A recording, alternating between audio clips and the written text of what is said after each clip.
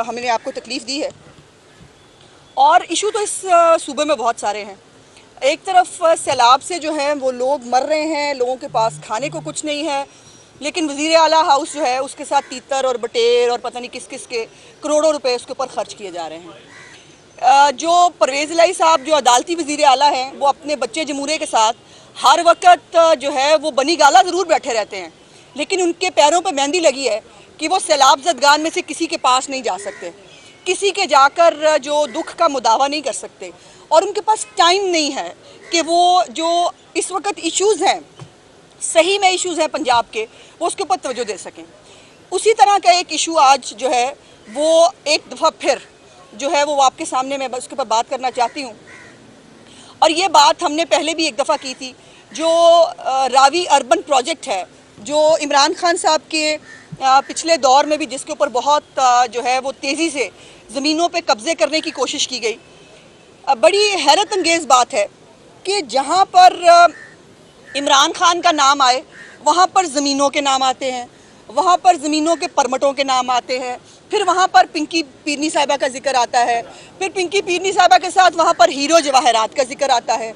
और इसीलिए इमरान खान साहब जो हैं उन्होंने ये रावी प्रोजेक्ट बनाया कि जिस पे हमने पहले भी कहा था और आज भी गुजारिश की कि आज उसकी अहमियत इसलिए भी और बढ़ गई है कि एक तरफ मुल्क में सैलाब है, आपका 70% मुल्क जो है वो सैलाब में डूबा हुआ है, और पहले ही जो सब्जियां हैं, आपकी जो फूड बास्केट है उसमें कमी हो रही है।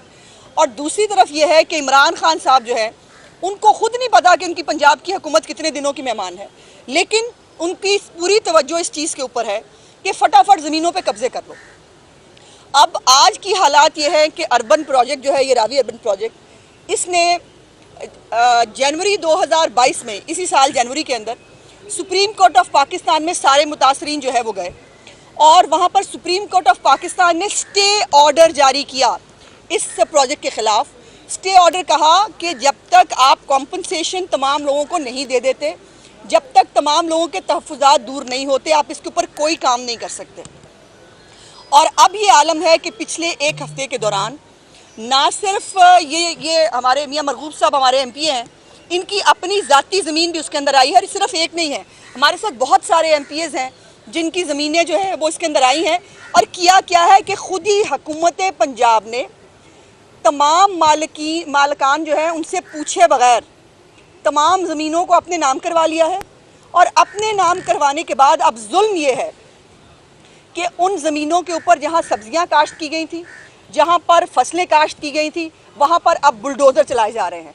और वो तमाम चीज़ें, तमाम सब्ज़ियाँ, पहले सब्ज़ियों की कीमतें आप देखिए, पहले मुल्क के अंदर जो है वो ग़िज़ाई किल्लत का ख़दशा मौजूद है, वहाँ पर बुलडोज़ डाले जा रहे हैं। हम बाहर से मंगा रहे हैं, बाय द वे हमें चीज़ों की ज़रूरत बाहर से पड़ी, और अपने मुल्क में जो चीज़ें हैं वो इमरान खान की सिर्फ ज़मीनों पे कब्ज़े करने का जो शौक़ है उसकी वजह से उसका नुकसान हो रहा है। मैं पूछना चाहती हूँ, आपको याद होगा कि जब ऑरेंज लाइन जो ट्रेन है, जब उसका प्रोजेक्ट आया तो PTI सारी जो है वो सुप्रीम कोर्ट में चली गई, और इशू क्या था कि जी इसकी जो रफ्तार होगी ना ट्रेन की, उससे ख़तरा हो जाएगा चीज़ों को, और उससे जो है वो नुकसान होगा। आज आलम यह है कि पंजाब जो फूड बास्केट है पाकिस्तान का, जहाँ सैलाब की वजह से पहले ही हमारे अंदर जो ग़िज़ाई किल्लत है उसका ख़दशा मौजूद है, बाहर से हमें जो है वो सब्ज़ियाँ मंगवाने की ज़रूरत पड़ रही है, वहाँ पर इमरान खान साहब जो हैं उनकी हुकूमत, ये परवेज़ इलाही साहब को वो डाकू वैसे ठीक ही कहते थे, मुझे लगता है, जो वज़ीर आला मालिकान को कॉम्पनसेशन दिए बगैर, उनकी मर्ज़ी जाने बगैर उनकी ज़मीनों पे कब्ज़े करेगा, उसको डाकू ही कहते हैं। उसके लिए मेरी डिक्शनरी में तो और कोई लफ्ज़ मुझे तो नहीं मिला कि जो ज़मीनों पे कब्ज़े करे उसको डाकू के अलावा क्या कहना चाहिए। और ये डकैती इमरान खान की ज़ेर सरपरस्ती हो रही है, और सुप्रीम कोर्ट के अहकामात की खिलाफ वर्जी हो रही है। इसके ऊपर जो मुतासरीन है अर्बन रावी प्रोजेक्ट है वो हाई कोर्ट में भी चले गए हैं, और इसके ऊपर जो भी अदालती फोरम जो है वो हमें इस्तेमाल करना पड़ा, हम बिल्कुल करेंगे। लेकिन मैं पंजाब की, पाकिस्तान की आवाम को बताना चाहती हूँ कि ये जो आपको वो मोरियों की कमीज़ें पहन के आपको फिरने वाला जो ये ड्रामेबाजी करता है, बड़ा गरीब आदमी है, वो डायरी एक लेके निकल गया, उस डायरी में कितने सारे हिसाब किताब लिखे थे, ये किसी ने नहीं देखे। वो जो हीरो की तिजारत के ज़रिए जो है वो लोगों के प्रोजेक्ट के जो है वो पैसे पकड़ती है, उसकी फैमिली, जिसने 2 फ्रंट वुमेन जो है उनके ज़रिए जो है वो पंजाब लूटने का प्रोग्राम बनाया था। और मैंने जैसे पिछली दफ़ा भी कहा था कि गोगी और पिंकी का जो मिशन अधूरा है वो अब डाकू परवेज़ इलाही अब पूरा करेगा, और वो उसके थ्रू जो है वो सब कुछ हो रहा है। हर जगह पर अपने बंदे लगाकर LDA के अंदर जो है वो अपने बंदे लगाकर ज़मीनों पे कब्जे की कोशिश की जा रही है। एक और आज खबर मुझ तक पहुंची कि जो जौहर टाउन की जो कच्ची आबादी के नाम के ऊपर जो है वो ज़मीनों पर जौहर टाउन के अंदर भी बहुत सारे कब्ज़ा के मामला जो है वो शुरू हो गए हैं, और वहाँ पर भी हमारा एक वज़ीर जो है वो मुलव्वस है PTI का, जो इस तमाम चीज़ों को सुपरवाइज़ कर रहा है। और उसके बारे में पहले भी वैसे लाहौर के अंदर कब्ज़ा माफिया वो मशहूर है कि वो कब्ज़ा माफिया है, वहाँ भी ये हो रहा है। सो ये पंजाब की, पाकिस्तान की आवाम को पता होना चाहिए, जो शख्स अपने बहनोई की ज़मीन छुड़ाने के लिए 4 IG बदल सकता है, जो अपने जो बहनोई की ज़मीन जो उसकी थी नहीं, जिसके ऊपर जो है वो जिसका मालिक कोई और था, लेकिन उसके ऊपर जो है वो ज़बरदस्ती कब्ज़ा कराने के लिए, इसको कब्ज़ा करने की पुरानी आदत है।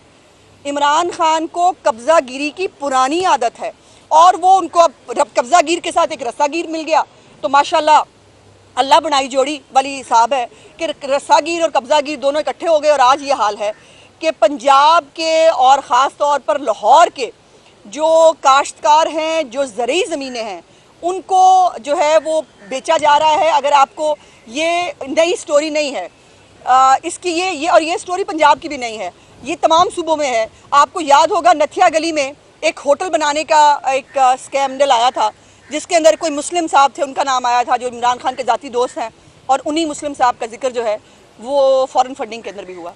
उनके ये इमरान खान बिल्डर्स को, माफियाज़ को, उनसे पैसे पकड़कर उनके जो मामलात है वो पूरे करता है और उनसे करप्शन करता है। और मज़े की बात यह है कि आगे 2 औरतें हैं जो फ्रंट वुमन है, और उन फ्रंट वुमन के ज़रिए जो है वो पैसे हासिल की जाते हैं, और फिर कहा जाता है जी बड़ा सादिक और अमीन है।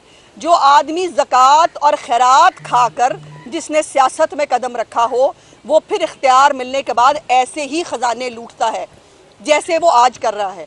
और मेरा सवाल ये है कि क्या आला अदलिया, ख़ास तौर पे सुप्रीम कोर्ट ऑफ पाकिस्तान से मेरी गुजारिश है कि उनका अपना फ़ैसला इसमें मौजूद है, क्या वो इसमें सो मोटो लेना पसंद फरमाएंगे? क्या उनको नज़र आएगा कि वो अदालती वज़ीर आला जो इस वक्त पंजाब पे बराजमान है, वो अपने इख्तियारात का नाजायज़ इस्तेमाल कहाँ कहाँ कर रहा है? और फिर मज़े की बात यह है कि हमारे जो शहबाज साहब की फैमिली के केसेस हों, हमारी पूरी पार्टी के केसेस हों, कोई एक केस हमारे इन 6 महीने के दौरान कोई केस वापस नहीं हुआ। और पंजाब में बाजी फरा गोगी जो है उनको एंटी करप्शन क्लीन चिट देती है, शेख रशीद को देती है, शीरी मज़दारी को देती है, जो है वो परवेज़ इलाही साहब को क्लीन चिट मिलती है, और जितने इनके कारिंदे हैं उनको फटाफट जो है वो क्लीन चिटें दी जा रही हैं। और वो जाहिर है वो ये तय हुआ था, और परवेज़ इलाही साहब को पहला हुक्म इमरान खान ने यही दिया था कि सबसे पहले जाकर फरा गोगी बच्ची जो है उसके केसेस ख़त्म किए जाए, तो उसके ऊपर बड़ा अच्छा काम हो रहा है। बुज़दार साहब के केसेस जो हैं वो ख़त्म किए गए हैं। तो क्या हमारे जो सिर्फ एक इन्वेस्टिगेशन ऑफिसर चेंज हुआ था तो सुप्रीम कोर्ट ने बुला लिया था, और सुप्रीम कोर्ट ने उस पर एक बेंच तरतीब दिया था। मेरी सुप्रीम कोर्ट ऑफ पाकिस्तान से गुजारिश होगी, बराए मेहरबानी पंजाब में भी इख्तियारात का नाजायज़ इस्तेमाल हो रहा है। हमने तो इख्तियारात का नाजायज़ इस्तेमाल नहीं किया था, हमने किसी ने ग्रीन चिट नहीं ली। आप बराए मेहरबानी उसी बेंच के अंदर पंजाब के केस मंगाए ना, आके देखें पंजाब में क्या हो रहा है। पंजाब में दहशत गर्दी के मुकदमात एक पेन ऑफ स्ट्रोक के साथ जो है वो ख़त्म कर दिए गए, और हमारे लोग बग़ैर किसी कसूर के, हमारे MPs जो हैं, जो पंजाब असम्बली के अंदर आप सब गवाह हैं, आप सब ने देखा था अपनी आंखों से, गुजरात के गुंडे बुलाकर MPs के ऊपर हमला कराया गया, और उसके ऊपर हमारी FIR आज भी पेंडिंग है, उसके ऊपर एक्शन नहीं हुआ। बल्कि वो MPs जिनको मारा गया, जिनको गुंडों के ज़रिए जो है जिनके ऊपर हमला कराया गया, वो आज अपनी ज़मानतें कराकर शामिल तफ्तीश हो रहे हैं। और जो ये स्पीकर के इलेक्शन के अंदर जो तमाशा किया, जो सीक्रेसी का आपने जो है वो एक उसके खिलाफ वर्जी की गई, उसके ऊपर एहतजाज के ऊपर किया हुआ कि हमारे मेंबर्स को हाउस से निकाल दिया गया। ये है वो पता नहीं कौन लोग कहते हैं कि परवेज़ इलाही बड़ा कोई रवादार थे, बड़ा ख़ानदानी है, पता नहीं उनको क्या क्या थे। माफ़ कीजिएगा, मैंने 2002 में भी देखा था उनको, मैं आज भी देख रही हूँ। परवेज़ इलाही साहब से ज़्यादा इंतकामी ज़हनियत रखने वाला आदमी मैंने नहीं देखा। परवेज़ इलाही से ज़्यादा जो है वो अपने इख्तियारात का नाजायज़ इस्तेमाल करने वाला शख्स मैंने आज तक नहीं देखा। और ये पंजाब असम्बली बिल्कुल रिडंडेंट हो चुकी है। इसी पंजाब असम्बली के अंदर जो है वो करोड़ों रुपए लेकर प्राइवेट मेंबर्स बिल के ऊपर यूनिवर्सिटियां बनाने के बिल लाए गए और इसके ऊपर खुद पीटीआई के मिनिस्टर्स ने उस वक्त एतराज़ किया और आज भी वो बिल आ रहे हैं। तो वो ज़ाहिर है वो मेरे ख्याल आप कहते हैं कि जो पैसे पहले पेंडिंग लिए हुए हों वो फिर काम तो फिर मेरे ख्याल मलिक साहब पूरा करना पड़ता है ना, जो पैसे पकड़े होते हैं। तो वो काम आज भी जारी है, वो आज भी चल रहा है। और ये रूडा के ऊपर जो है ये मरगूब साहब ने और बाकी MPs जो अपोजिशन के MPs हैं उन्होंने इसके ऊपर बात भी की, हाउस के अंदर एहतजाज भी किया। और आलम ये था कि इस बात को सुनने वाला, इसको रजिस्टर करने वाला, और मुझे मीडिया से भी थोड़ी सी माजरत के साथ मुझे आपसे भी गिला है कि इतने बड़े इशू के ऊपर जो पंजाब एक ज़रई सूबा है, जो लाहौर एक इतना बड़ा कीमती ज़मीनें हैं जहाँ पर, वहाँ पर पंजाब हुकूमत जो है वो कब्ज़ागिरी कर रही है, वो कब्ज़ा माफिया जो है वो बन के ज़मीनों पे कब्ज़े कर रही है। मीडिया की भी तवज्जो इस तरफ नहीं जा सकी। सो मेरी गुजारिश आज सुप्रीम कोर्ट ऑफ पाकिस्तान से भी है कि बराए मेहरबानी इख्तियारात का नाजायज़ इस्तेमाल जो पंजाब में हो रहा है उसके ऊपर आंखें खोलिए। मेरी गुजारिश जो है वो बाकी मीडिया के हवाले से भी है कि पंजाब में बहुत सारे इश्यूज़ हैं जो नज़रअंदाज हो रहे हैं। कोई क्यों नहीं पूछता? परवेज़ इलाही साहब को कभी पकड़ के आप लोगों ने क्यों नहीं पूछा कि परवेज़ इलाही साहब अब लाहौर में क्या कर रहे हैं, तोसा में क्या हो रहा है, राजनपुर DG खान में क्या हो रहा है, सैलाब जदगान के पास जो है वो रोटी खाने को नहीं आपको बटेर चाहिए? परवेज़ इलाही साहब की जो है वो ज़िंदगी बड़ी कीमती है, वो जो है उनको मच्छर ना काट जाए, वो जो है वो किसी सैलाब वाले पानी में चले गए तो कोई सांप ना काट ले, उनको घर बैठ जाना चाहिए। लेकिन जो लोग वहाँ मर रहे हैं उनको, जिनके आप मसीहा बनने का दावा करते हैं, जिनके वज़ीर आला बनने का दावा करते हैं और घर बैठ के जो है वो आप जमा खर्च कर रहे हैं, लाइए।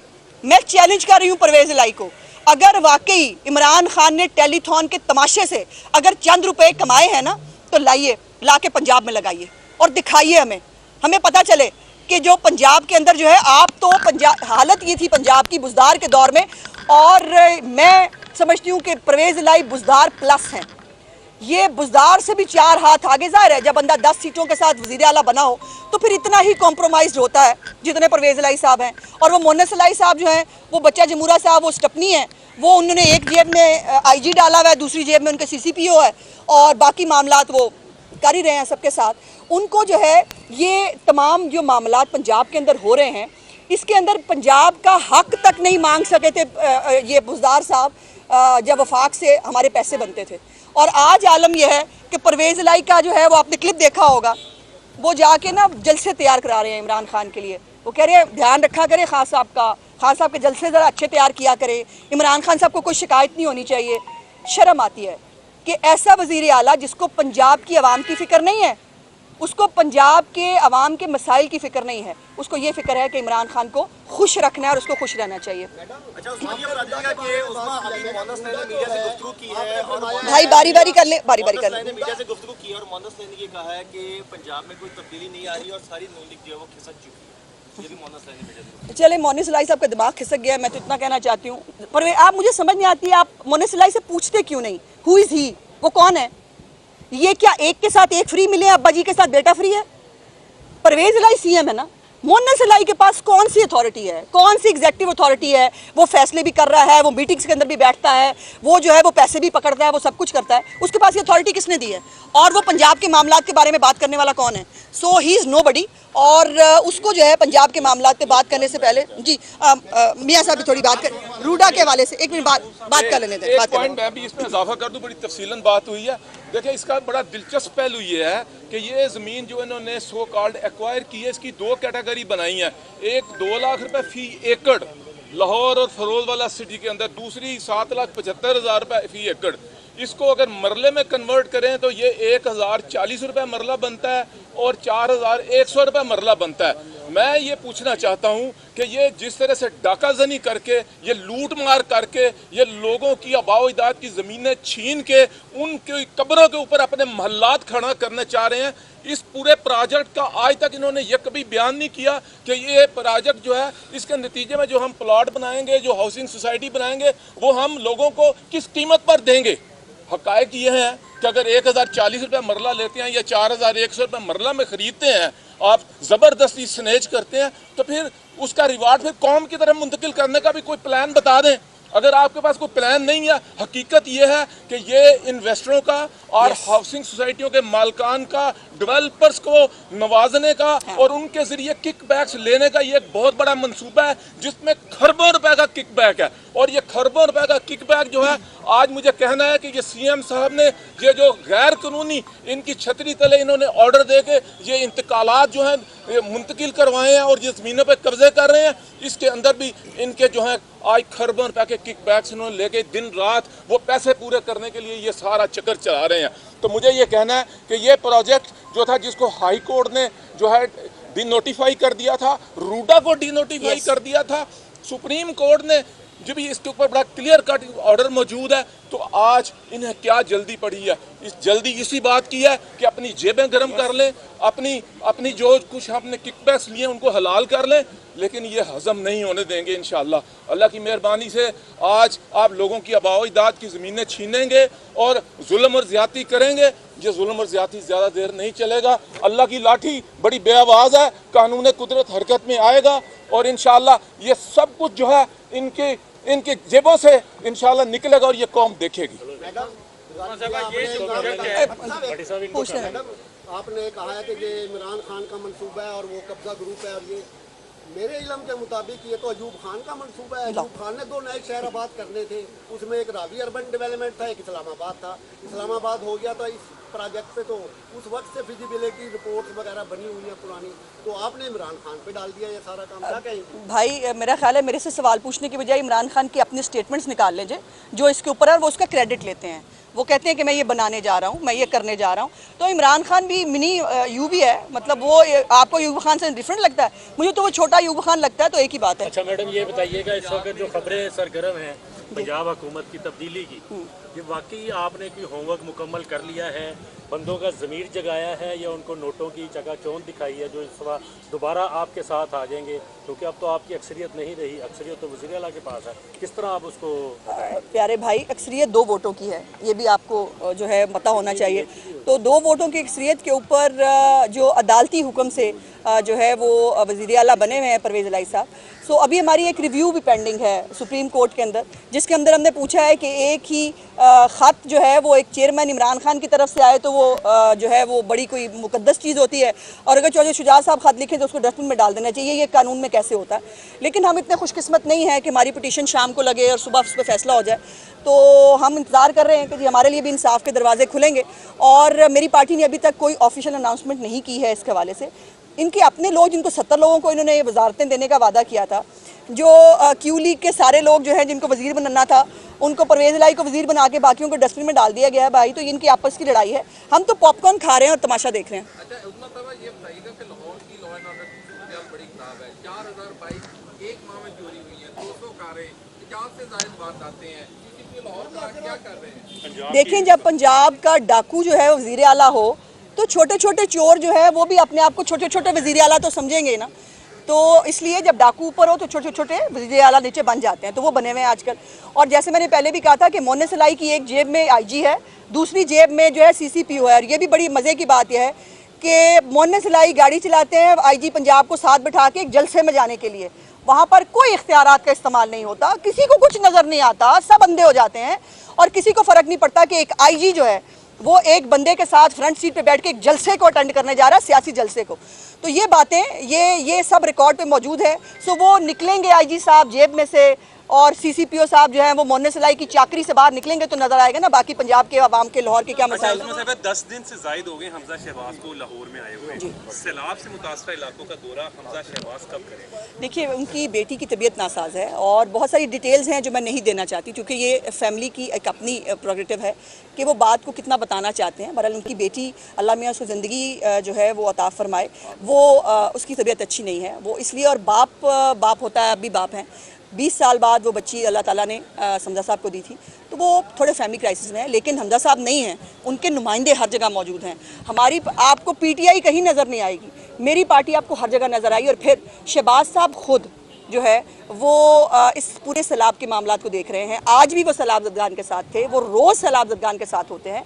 सो इसलिए मैं समझती हूँ कि हमें ज़ाती अगर प्रॉब्लम हो कोई हो तो उसको थोड़ा मार्जिन दे देना चाहिए। इतना बड़ा सूबा बगैर का जो प्रोजेक्ट है, चले इस वक्त तो इमरान खान ने ये जी जी लेकिन मियां नवाज शरीफ साहब इस प्रोजेक्ट के बहुत बड़े हामी रहे हैं। जी न्यू लाहौर सिटी जी ठीक कह रहे हैं, और इसी सड़क पर आबाद कर रहे हैं। जी ठीक कह रहे हैं। क्या अगर इमरान खान करे तो हराम है और मियां साहब करे तो हलाल? नहीं, अगर इमरान खान ज़मीनों पे कब्जे करे तो वो हराम है। अगर इमरान खान अपनी नई ATMs बनाने के लिए और नए इलेक्शन में पैसे लगाने के लिए, अपने जलसों पे पैसे लगवाने के लिए बिल्डर से पैसे पकड़कर जो है वो आपकी ज़मीनों के ऊपर जो है बुलडोज़र चलवाए, वो ख़राब है। अगर इमरान खान जो है वो माफिया का सरगना बने और लोगों को फ़ायदे पहुँचाने के लिए जो है वो ये अगर ज़मीनें जो हैं उन पर जो सब्ज़ियाँ हैं, जो आपकी फूड बास्केट है, उसको तबाह करे तो वो हराम है। सो ये बात, ये सवाल की बजाय आपके मुझसे की बजाय आपको खुद अपने आप से भी पूछना चाहिए कि क्या इमरान खान जो सब कुछ करे वो हलाल है? फिर सुप्रीम कोर्ट की वो स्टे की खिलाफ वर्जी करे, हाई कोर्ट के जो है वो रूडा को ख़त्म करने के बाद दोबारा उसके ऊपर ज़बरदस्ती बदमाशी से और गुंडागर्दी से जो है वो उसके ऊपर इम्प्लीमेंट कराने की कोशिश करे तो उस पर हमें एतराज़ है। इमरान खान साहब का जो नया फार्मूला आया है इस मईशत को और इस सियासत को इस्तेहकाम देने के लिए, पाकिस्तान मुस्लिम लीग नून में इस फार्मूले के ऊपर इस वक्त क्या सोच पाई जा रही है? कौन सा फार्मूला जी? आर्मी चीफ के मुतालिक उन्होंने कहा। देखिए, इमरान खान साहब को ना गलत फहमी है बहुत कि वो कोई बहुत रेलेवेंट चीज़ है। इमरान खान साहब को के लिए कानून और आइन नहीं बदला जा सकता। आइन और कानून के तहत जो तरीकाकार है उसको अडॉप्ट किया जाएगा। इमरान खान साहब जो है ही इज़ नोबडी। हुकूमत ने जो है ये अपॉइंटमेंट करनी है और वही करेगी। अच्छा, आपने कहा कि हमारी ऐसी किस्मत कहा कि रात को अदालतें खुलें। एक मरतबा पहले भी रात को अदालत खुली थी तो तासुर ये मिला कि शायद इमरान खान साहब घर चले गए। तो आप उस कॉन्टेक्स्ट में फेडरल की हद तक बात कर रही हैं या आप ये कहना चाह रही हैं कि मुझे जुडिशल सिस्टम के ऊपर, मौजूदा जुडिशल सिस्टम के ऊपर कोई एतमाद नहीं? नहीं, मैंने ऐसा नहीं कहा क्योंकि मैं कह नहीं सकती, तो मैं वकील हूँ खुद भी। और दूसरा ये है कि ये जुडिशल सिस्टम हमारे लिए ही है।